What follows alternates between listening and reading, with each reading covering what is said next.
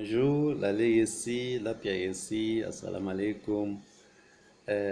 Alors, 11 août 1960, 11 août 2017, cela fait 57 ans. Et je souhaite bonne commémoration de cette indépendance qui reste encore à conquérir par les Tchadiens. Beaucoup de commémorations ont eu lieu pour cette journée symbolique de ce mois d'août qui, dans l'esprit des Tchadiens, euh, est à la fois celui d'accession à l'indépendance, euh, proclamé dans l'obscurité, il faut bien le dire, mais aussi le mois qui précède celle des récoltes, et donc le mois le plus difficile. Moi, je suis né en août, et ma grand-mère aimait souvent se repérer. Elle qui était analphabète se repérait souvent en disant j'étais né juste avant la première récolte des arachides. Donc c'était un mois difficile, moins de soudure pour les uns, mais birindoul pour les autres, et pour les autres encore, chartabionien, avec tout ce que cela veut dire dans leur esprit. Euh, Proclamé donc il y a 57 ans avec une lampe torche. Vous vous souvenez sans doute de cette lampe torche qui a été allumée pour permettre au premier président de prononcer son discours. Eh bien, depuis la lampe torche, aujourd'hui, euh, ce jour est célébré avec 3% des Tchadiens qui ont accès à l'électricité. Dans ce domaine, comme dans d'autres, a-t-on fait beaucoup de progrès? Eh bien, que chacun fasse son opinion en ce jour qui doit être avant tout, je pense, celui de méditation pour l'avenir. Mon intime conviction, c'est quoi? C'est que l'indépendance est un processus et l'indépendance n'est jamais un événement. La vraie indépendance qui reste à conquérir, c'est d'abord dans nos esprits, aux nouvelles générations.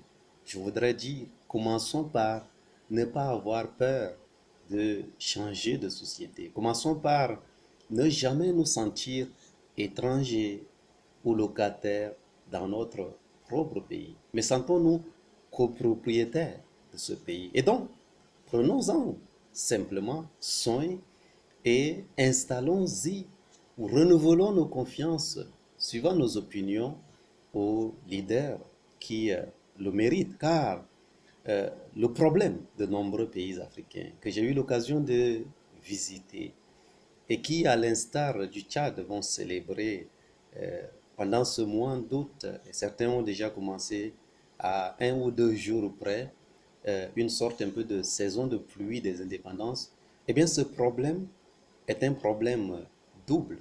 Problème d'abord de leadership et problème de citoyenneté, surtout de leadership et de citoyenneté. Euh, on vous murmure que c'est impossible de changer la société. Eh bien, permettez-moi de vous le dire, et peut-être que vous le savez déjà, que c'est possible. C'est possible de transformer nos pays. C'est possible de créer des conditions d'un avenir meilleur. Répondez-leur donc que c'est possible et travaillez-y avec méthode et détermination en vous associant aux autres. Car en réalité, on n'est pas fort tout seul. Un proverbe de chez nous dit d'ailleurs que si vous voulez aller vite, allez seul. Mais si vous voulez aller loin, allez en groupe. C'est donc en groupe que nous pouvons transformer clairement nos pays. Et je vois une énergie positive qui se lève dans de nombreux pays au niveau des nouvelles générations et qu'il faut encore aiguiser, densifier, intensifier.